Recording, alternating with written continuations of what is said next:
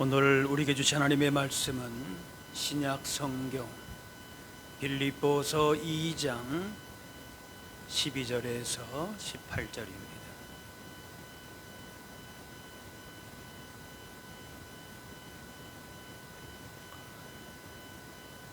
그러므로 나의 사랑하는 자들아, 너희가 나 있을 때뿐 아니라 더욱 지금 나 없을 때에도 항상 복종하여 두렵고 떨림으로 너희 구원을 이루라. 너희 안에 행하시는 이는 하나님이시니 자기의 기쁘신 뜻을 위하여 너희에게 소원을 두고 행하게 하시나니 모든 일을 원망과 시비가 없이 하라. 이는 너희가 흠이 없고 순전하여 어그러지고 거스리는 세대 가운데서 하나님의 흠없는 자녀로 세상에서 그들 가운데 빛들을 나타내며 생명의 말씀을 밝혀 나의 다름질이 헛되지 아니하고 수고도 헛되지 아니하므로 그리스도의 날에 내가 자랑할 것이 있게 하려 함이라. 만일 너희의 믿음의 재물과 섬김 위에 내가 나를 전제로 드릴지라도 나는 기뻐하고 너희 무리와 함께 기뻐하리니 이와 같이 너희도 기뻐하고 나와 함께 기뻐하라. 아멘. 세계적으로 유명한 피아니스트가 이런 말을 인터뷰에서 했다고 합니다. 하루만 연습하지 않으면은 내가 느끼고 이틀 연습하지 않으면은 관객이 느낍니다. 매일 연습을 통해서 자신이 가진 재능을 계속 갈고 닦지 않으면은 가진 능력도 무뎌질 수 있다는 것이죠. 우리 신앙생활도 마찬가지입니다. 하나님께서 주신 소원은 마음속에 있지만은 그것을 실제로 행하고 이루어 가는 것은 우리의 몫이 되는 겁니다. 꾸준히 말씀과 기도로 하나님과 동행하고 순종하게 될 때에 하나님의 뜻이 실제 우리 삶에서 드러나게 되는 것입니다. 오늘 본문 13절에 너희 안에서 행하시는 이는 하나님이시니 자기의 기쁘신 뜻을 위하여 너희에게 소원을 두고 행하게 하시나니, 그리스도인의 삶에서 하나님의 역사와 우리의 책임이 어떻게 조화를 이루는지에 대해서 말씀하는 것이죠. 올해 우리 교회의 표에 대한 주제 말씀이기도 합니다. 우리의 삶 속에서 하나님께서 원하시는 뜻을 이루어 가시는데 일방적으로 하시는 것이 아니라 우리의 자발적인 헌신과 결단을 통해서 일하신다는 겁니다. 주신 믿음과 은혜를 따라서 우리가 어떻게 순종하는가에 따라서 하나님의 뜻이 우리 가운데에 이루어지게 하신다는 것이에요. 오늘 13절 말씀을 현대인의 성경은 이렇게 번역을 했습니다. 하나님은 자기의 선한 목적에 따라 여러분이 자발적으로 행동하도록 여러분 안에서 일하십니다. 하나님께서 우리 안에 소원을 두시고 그 소원을 성취할 능력도 공급해 주시는데 자발적으로 행하도록 하신다는 겁니다. 하나님께서 우리 안에 소원을 일으켜 주시고 우리도 소원을 하게 되고 하나님이 우리 안에서 그 소원을 행하심으로 우리도 행하게 된다는 겁니다. 삶의 모든 행할 길을 예비하시고 지도하신다고 해서 우리 인간의 자유의지나 책임적인 선택을 강구하는 것이 아니라 하나님의 일의 계획과 성취에 있어서 그 모든 것을 인도하시고 다 그렇게 붙들어 주시지만은 강제적으로 어떤 수단이나 방법으로 하지 않으신다는 겁니다. 하나님께서 우리 마음 가운데 소원을 주시고 부르심에 대해서 그 소원을 마음에 품고 책임 있는 응답을 요구하신다는 거지요. 그리고 기다리신다는 겁니다. 하나님이 일방적으로 하시면은 하나님도 편하고 우리도 편하지 않습니까?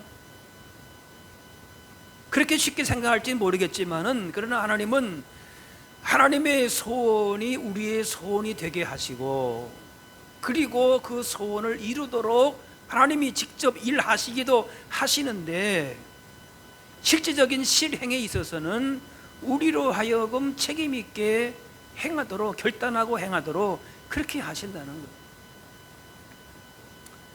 우리 스스로 힘으로 하나님을 기쁘시게 하는 것이 아니라 하나님은 우리 마음에 그러한 소원을 주십니다. 그 소원은 단순히 우리의 욕망이 아니라 하나님이 원하시는 방향으로 나아가도록 거룩한 열망을 주시는 거죠. 그리고 그 소원을 이루어갈 수 있는 힘도 지혜도 주십니다. 단지 우리의 책임은 우리를 향한 하나님의 소원, 하나님의 뜻, 그 계획 목적을 가볍게 여기거나 무시하지 않고 순종하는 겁니다. 때로는 대적하기도 합니다. 그러지 말라는 거예요. 하나님을 향한 거룩한 열망과 소원이 있다면은 그거를 귀하게 여기고 그 생각을 품고 그렇게 믿음의 길로 걸어가야 하는 것이죠.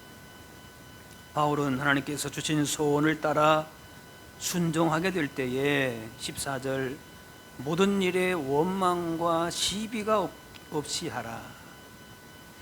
순종하는 마음의 태도와 모든 관계성 속에서 하나님의 사랑과 거룩함이 드러나기 위하여 불평과 다툼은 멈추어야 한다는 것이에요.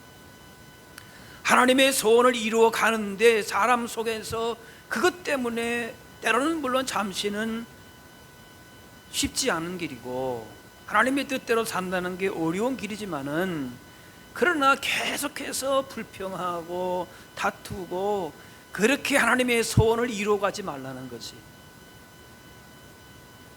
원망과 시비는 믿음을 가로막고 하나님의 영광을 흐리게 만듭니다. 분명히 뭔가 하기는 하는데 하나님의 영광은 가려지는 거예요. 자원하는 마음, 감사, 기쁨으로 순종해야 하나님께 영광이 되고 주님의 일들을 아름답게 이루어 가는 것이죠. 또 우리가 하나님께서 주신 소원을 따라 순종하게 될 때에 흠이 없고 순전하여 이 세상에서 하나님의 흠없는 자녀로 살라 합니다. 오늘 15절 말씀입니다. 어떻게 흠이 없을 수가 있는가? 그런데 그렇게 해서 빛들로 나타나야 된다라는 것이, 흠이 없다, 책망받을 것이 없는 것이, 순전하다, 이질적인 거, 온전하지 못한 것이 섞이지 않는 상태입니다. 무슨 일을 하든지 순수한 동기여야 합니다. 하나님께 주신 소원을 품고 뭔가를 한다 할지라도 그 안에 이기심이나 욕심으로 하면 겉으로서는 뭔가 화려하게 일을 하는 것 같아도 그러나 일을 그르치게 되는 거예요. 그 마음의 순수한 동기나 그 목적은 가려질 수 있고 스스로도 또 속을 수도 있습니다. 그런데 하나님은 보시거든요. 그러니까 순전하게 하라. 바울은 빌립보 교인들이 이렇게 책망받을 만한 일이 없는 하나님의 거룩하고 온전한 성품을 닮아서 세상의 빛을 나타내기를 권면합니다. 그리스도인의 사명은 죄와 불의로 어그러진 세대 가운데에 흠이 없는 자로 복음의 빛을 드러내는 것입니다. 세상의 모두가 다 악한 길로 행하고 폐역한 길로 갈지라도 거기에 휩쓸리지 않는 것입니다. 그 쉬운 길은 아니죠. 세상의 길은 다 그렇게 폐역하고 거짓과 불의로 가는데 그걸 거슬려서 올라가려고 하니까 힘이 들지요. 고난이 있습니다. 그러나 휩쓸리지 말고 거슬러서 올라가야 되는 거죠. 세상도 성도에게 거는 기대가 있고 성도들의 말과 행동을 안 보는 것 같아도 다 주시하고 있기 때문에 자기들은 그렇게 살지 못해도 그래도 교회는, 성도는 그렇게 살면 안 되지 않는가, 그런 일종의 기대감이 있는 거예요. 말과 행위 가운데에 그러므로 세상 사람이 인정하는 흠 없는 모습을 통해서 하나님의 빛을 드러내라 라는 거지. 원망과 시비와 다툼, 불평을 통해서 우리의 믿음이, 정말 소중한 믿음이 가려지고 희석되어지고 본이 되지 못하는 그런 모습으로 나타나면 안 되지 않겠나라는 것이. 그래서 16절에 생명의 말씀을 밝혀 나의 다름들이 헛되지 아니하고 수고도 헛되지 아니하므로, 열심히 신앙생활을, 교회 생활을 하느라고 했는데 결국에는 자기 자랑과 자기 의의를 쌓는 것이고, 그건 뭐예요? 그건 결국은 헛소, 하나님 앞에서는 남는 게 없는 거예요. 다 그냥 불에 타면은 타버릴 것이죠. 그렇기 때문에 말씀을 밝히라. 세상 가운데 빛이 되기 위해서는 말씀을 기준을 대해서 붙들린 삶을 살아야 하나님께 영광이 되고 본인에게도 기쁨과 평안이 되는 거지. 말씀을 밝히라는 거예요. 단단히 붙들고 제시하라, 그런 의미. 생명의 말씀을 단단히 붙들 때에 어그러지고 거스르는 세대에 생명의 빛을 드러내는 것입니다. 생명의 말씀, 복음을 굳게 붙들지 않으면은 세상을 변화시키는 빛과 소금의 사명 감당할 수가 없는 겁니다. 나의 다름질이 헛되지 아니하고 수고도 헛되지 아니하므로 그리스도의 날에 내가 자랑할 것이 있게 하려 함이라. 생명의 말씀이 밝히 드러나게 되면은 바울이 빌립보 교회에 복음 전파해서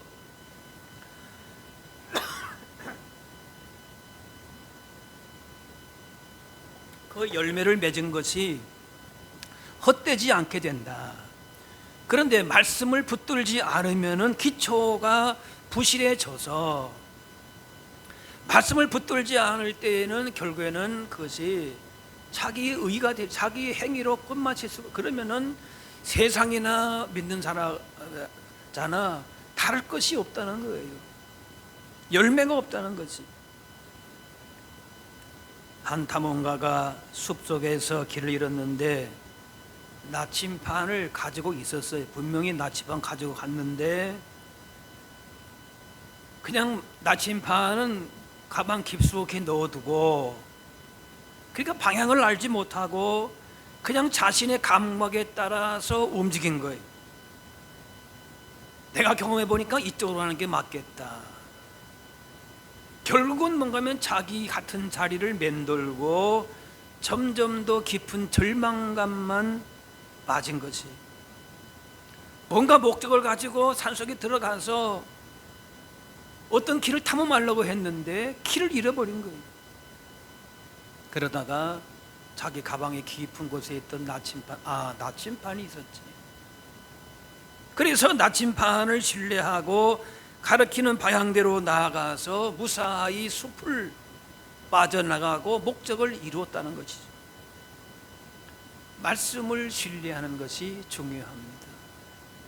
우리는 내 기분, 내 상황에 따라서 그냥 내 길을 가려고 해요.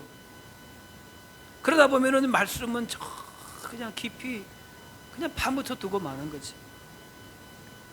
하나님의 말씀 안에서 거룩한 소원을 두게 하시고 그 소원이, 생명의 말씀이 우리 삶의 방향을 정하게 되는 것이. 우리의 수고가 열매로 맺어지려고 하면은 말씀을 붙들어야 합니다. 말씀 가운데에 거룩한 소원을 발견하고 품고 그래서 열매를 맺게 되는 것입니다.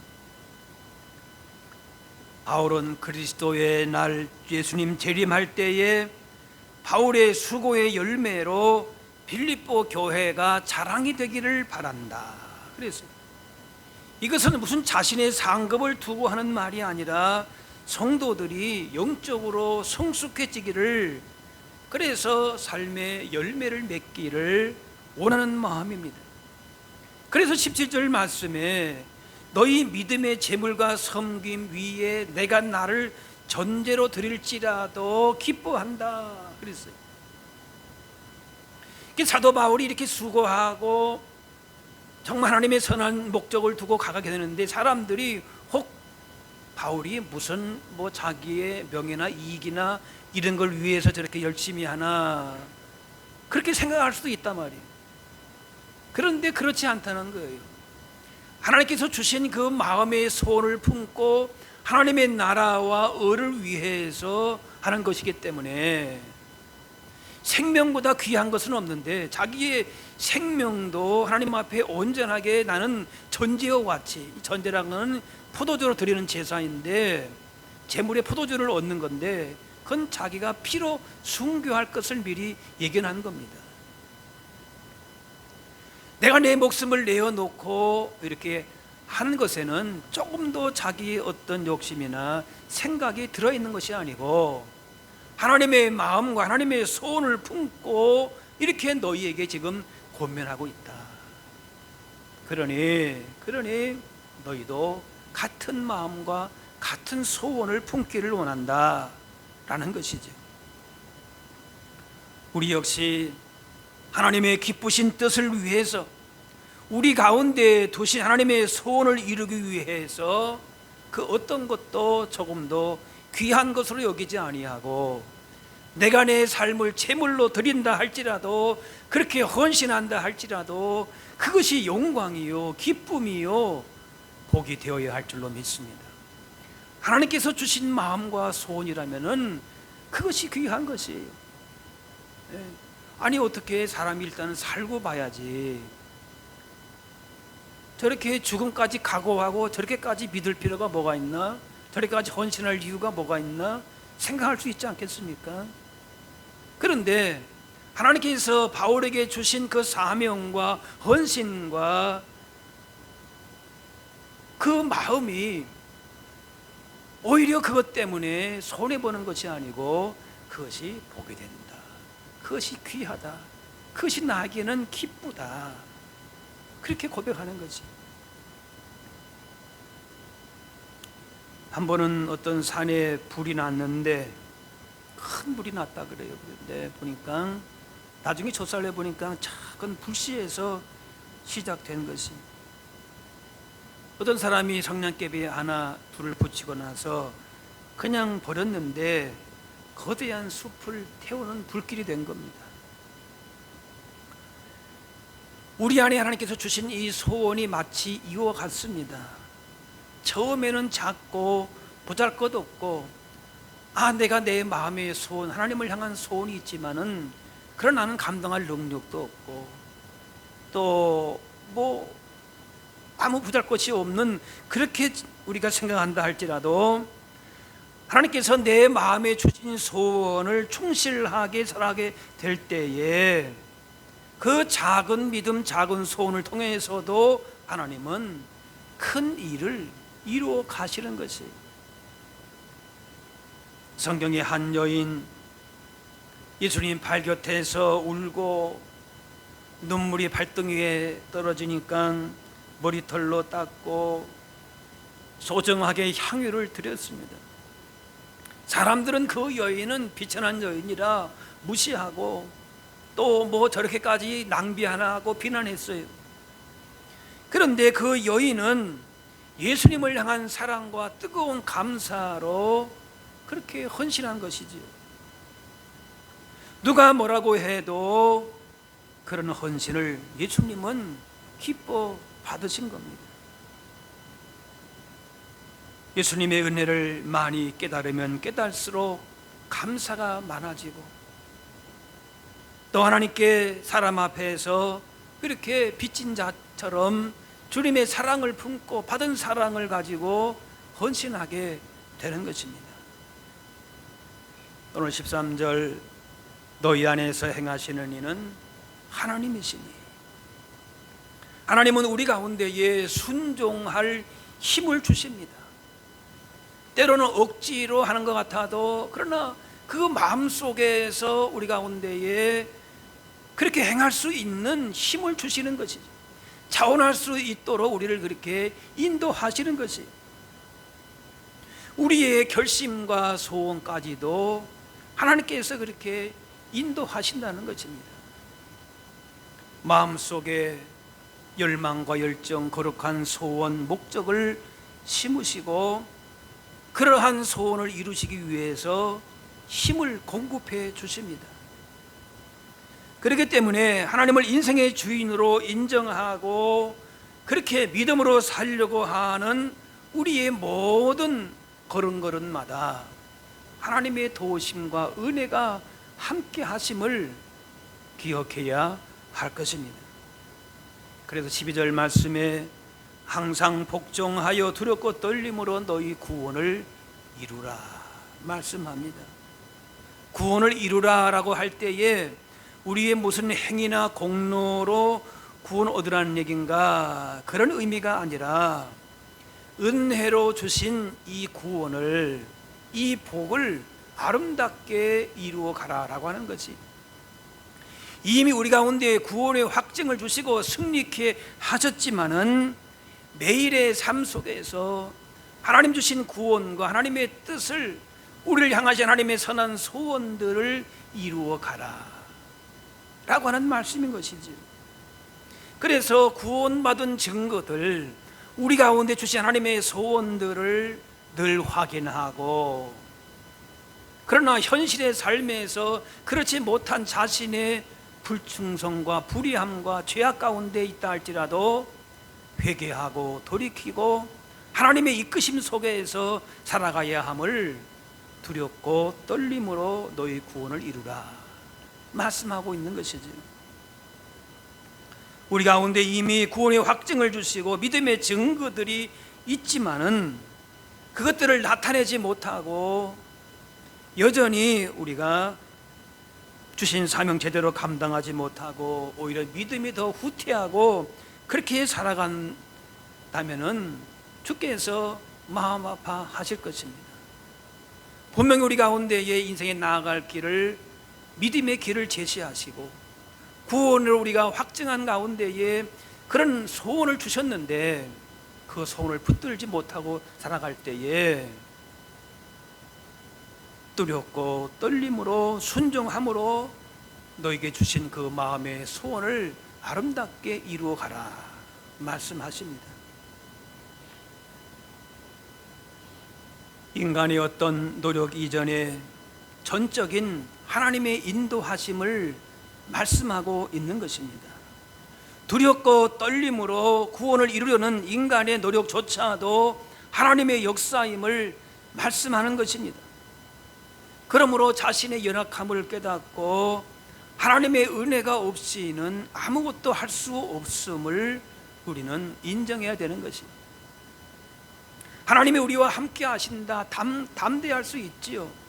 그런데 또 한편으로서는 그렇지 못한 자신의 모습을 바라보면서 두렵고 떨리는 것이 사실인 것이에요. 그것이 엄연한 우리의 현실일 수가 있습니다. 그렇기 때문에 구원을 이룬다라고 하는 것은 뭔가 하면은 내가 무엇을 이룬다는 것이 아니고 우리 가운데 주신 믿음으로 또 말씀 붙들고 그렇게 주신 말씀에 의지하여 주님 도우신 가운데에 하나님 주신 선한 목적을 향해서 나아갈 수 있다는 것이죠. 우리가 무엇을 위해서 헌신하고 또 순종한다 할지라도 그러나 주님의 은혜가 아니면은 우리가 어떤 것도 사실은 이룰 수가 없는 것입니다. 우리가 헌신을 잘 했다 할지라도 그것이 자화자찬하거나 또 자만하거나 또 그런 가운데서도 아까 말씀한 대로 원망과 불평으로 하게 되면은 잘못된 헌신도 얼마든지 있을 수가 있는 것입니다.